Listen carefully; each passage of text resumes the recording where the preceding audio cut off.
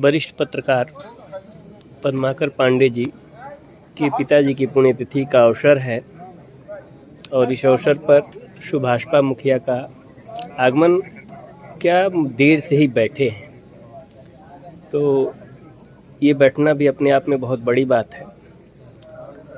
इन चीज़ों पर भी मेरा, जब भी मैं इनको देखता हूँ तो ऐसे बात करने के लिए मेरे लिए भी एक बहुत बड़ी बात है कि ऐसी हस्तियों से इतनी सरलता से मुलाकात हो जाती है। तो सर, एक छोटा सा सवाल आपसे है। आप, ये मेरा व्यक्तिगत है, ये कोई न पॉलिटिकल न कुछ है। आप जिन पॉलिटिकल ऊंचाइयों पर पहुंच चुके हैं, उसके बाद आप ऐसे अधिकांश जगहों पे, चाहे पुण्यतिथि हो या खेल हो, आराम से सामान्य जन में उपलब्ध हो जाते हैं। ये कैसे मेंटेन करते हैं? इन्हीं लोगों के बल पे ना ऊंचाई पे गए हैं। इन्हीं को अगर भूल जाएंगे, इन्हीं को छूट जाएंगे तो ऊंचाई से गिरेंगे तो पताल में चले जाएंगे। तो इनको पकड़े रहना है, इनके बीच में बने रहना है। समाज में जब बने रहेगा आदमी तो हमेशा वो जिंदा रहेगा। जब समाज के बल पे ऊंचाई पे जाता है और समाज को ज्यों छोड़ता है तो ऊंचाई से नीचे गिरता है और ख़त्म हो जाता है। अब सर, राजनीतिक आजकल सर, आप अखिलेश यादव पे बड़ा हमलावर हैं और गाजीपुर जिले की अधिकांश सीटें तो आप और अखिलेश यादव जी दोनों की पार्टियां मिल के लड़ी थी और जीत गए। नहीं, देखिए, ये गाजीपुर ही नहीं, आप गोरखपुर मंडल, बस्ती मंडल, देवीपाटन मंडल, फैजाबाद मंडल, आजमगढ़ मंडल, बनारस मंडल, मिर्जापुर मंडल, हम बैलेंसिंग पावर हैं। हम आज बीजेपी के साथ हो जाए तो बीजेपी जीत जाएगी, हम बसपा के साथ खड़े हो जाए तो बसपा जीत जाएगी। एक जो लोगों को हमने अपने साथ जोड़ा है, एक वोट तैयार किया है राजनीति में, वो वोट किसी को सत्ता में पहुंचा सकता है, किसी को सत्ता से बेदखल कर सकता है। आपने देखा कि हम बीजेपी के साथ है तो बीजेपी जीती, हम सपा के साथ गए तो सपा जीती, हम बसपा के साथ जाएंगे तो बसपा जीतेगी। हम जिसके साथ चलेंगे, और हमारा मकसद सिर्फ और नहीं है, हमारा मकसद, देखिए, आज बेरोजगारी चरम पे है। देश में तकनीकी शिक्षा लागू होना चाहिए। कक्षा 4 से मोबाइल बनाने, मोटरसाइकिल बनाना, लाउडर बनाना, लैपटॉप बनाना, टीवी बनाना, अगर ये तकनीकी शिक्षा लागू हो जाए तो बच्चा हाई स्कूल या कॉलेज छोड़ते 4 साल, 5 साल, 6 साल के बाद, चाहे वो स्कूल छोड़े चाहे कॉलेज, नौकरी नहीं मिलेगी, कहीं रोजगार नहीं मिलेगा, तो स्वतः उसके हाथ में हुनर होगा और एक रोजगार कर सकता है। आज देश में, दुनिया के तमाम देशों में गरीबों को शिक्षा और इलाज फ्री है। वो चीज़ यहाँ क्यों नहीं? ये लोगों को पसंद है। जब हॉस्पिटल आदमी जाता है, जब डॉक्टर पर्ची थमा देता है दवा लेने के लिए, तब वो जूझता है, तब उसको लगता है कि पैसा कहाँ से आवे। हॉस्पिटल की जब डिमांड होती है कितना रुपया जमा करो, तब वो गरीब जूझता है। इस नाते उसको ये पसंद है कि ओम प्रकाश राजभर कम से कम बोल तो रहा है कि गरीबों का इलाज फ्री में हो, और कर भी रहा है। विवेकाधीन कोष से पूरे उत्तर प्रदेश में, ये मैं नहीं कह रहा हूँ, सूबे के मुख्यमंत्री माननीय योगी आदित्यनाथ जी ने सदन में कहा कि 403 विधायकों में इकलौता ओम प्रकाश राजभर हमारा विधायक मंत्री है जिन्होंने गरीबों के इलाज के लिए सबसे ज्यादा धन उपलब्ध कराया। करता भी हूँ। तो शिक्षा के सवाल पे, अब जब संविधान एक है, देश एक है, प्रधानमंत्री एक, राष्ट्रपति एक, तो फिर 2 तरह की शिक्षा की, जो पाठ्यक्रम प्राइवेट में है वही सरकारी में इशू करिए, एक समान शिक्षा हो। अब वही सरकारी में पढ़ने वाला बच्चा प्राइवेट में पढ़ने वाला, अब दोनों जब एग्जाम देने जाते हैं तो किसी नौकरी में तो पेपर एक आता है, फिर वही भेदभाव हो जाता है। सरकारी में पढ़ाई नहीं, प्राइवेट में पढ़ाई है, तो पढ़ाई सरकारी वाला फेल, प्राइवेट वाला पास। ये चीजें लोगों को पसंद आ रही। आज एक खेल केजरीवाल ने दिल्ली में खेला, बिजली का बिल माफ 300 यूनिट। अब यहाँ सरकार मीटर लगा करके और वो का नाम आधार कार्ड ले लिया, अब कनेक्शन हो गया।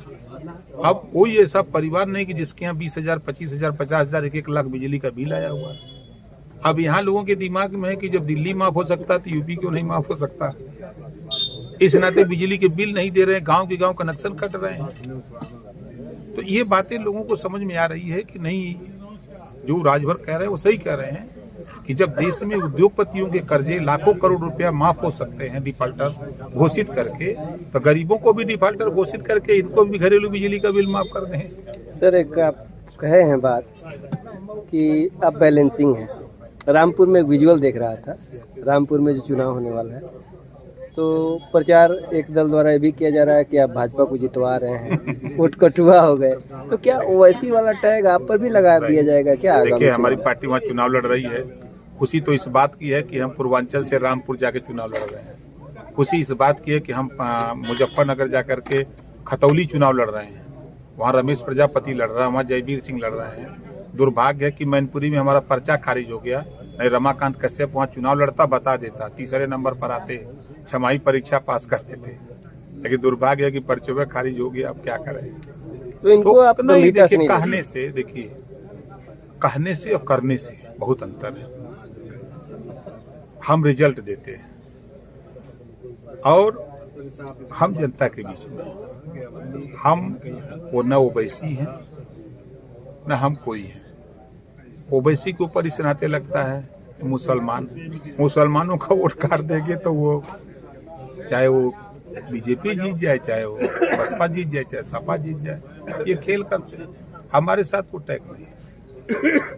सर, अब्बास अंसारी को लेके मुझसे कई लोग कहे कि नेताजी सवाल करिएगा, ये पच नहीं, लोगों से गले नहीं उतर पा रहे हैं। अब्बास अंसारी को लेके नेता के रूप में आप क्या कहेंगे? नहीं, देखिए, क्योंकि उनका पूरा परिवार पॉलिटिकल है सर। समाजवादी पार्टी समझौते में अखिलेश यादव जी ने हमारे साथ धोखा किया। सीट बंटवारे में उन्होंने 12 प्रत्याशी अपना दिया, सिंबल हमारा, विधिक तौर पर वो हमारी पार्टी का विधायक है, नेता समाजवादी पार्टी का। आप जगदीश नारायण को देख लीजिए, बयल से आज भी सपा का झंडा लगा घूमते हैं। आप चले जाइए, जितने लोग लड़े हैं सबको उठा के देख लीजिए, सब सपा का झंडा ले घूमते हैं। हमारी पार्टी, हमारा झगड़ा इसी बात का था। सर, अंतिम सवाल, ये जो अखिलेश यादव पे आप हमलावर हैं कि केवल विरासत लेके चल रहे हैं, तो ये कहना कितना पच रहा है? सच कड़वा होता है। सच बोलने की हिम्मत देश में बहुत लोगों के पास नहीं है। 90% लोग सच नहीं बोल सकते। आप उठा के देखिए, आजमगढ़ में यादव लड़ा, उनका भाई लड़ा ना, चचेरा भाई, वहाँ तो अखिलेश जी नहीं आए प्रचार करने। मैनपुरी में कौन लड़ रहा है? यादव, उनकी पत्नी गांव-गांव घूम रहे हैं। अब इसी वाली बयान हमारा आ गया ना समझ में, आ गया। रामपुर नहीं जाएंगे, खतौली नहीं जाएंगे प्रचार करने के लिए, उन्हीं की पार्टी लड़ रही है। तो जब आजमगढ़ में 10 सीट है, 10 सीट पर देख लीजिए कहाँ कहाँ यादव लड़ा। गाजीपुर में देख लीजिए, बलिया देख लीजिए, और जातियाँ कहाँ जाएंगी? खाली वोट देगी। पाल कहाँ जाएगा, प्रजापति कहाँ जाएगा, कश्यप कहाँ जाएगा, बीन कहाँ जाएगा, मल्ला निषाद कहाँ जाएगा, चौहान कहाँ जाएगा, नाई गुण कुमार आरा करके बंसी बंजारा बहलिया कंगार कहाँ जाएगा? इनको कौन पूछेगा? इस नाते हम हमलावर हैं।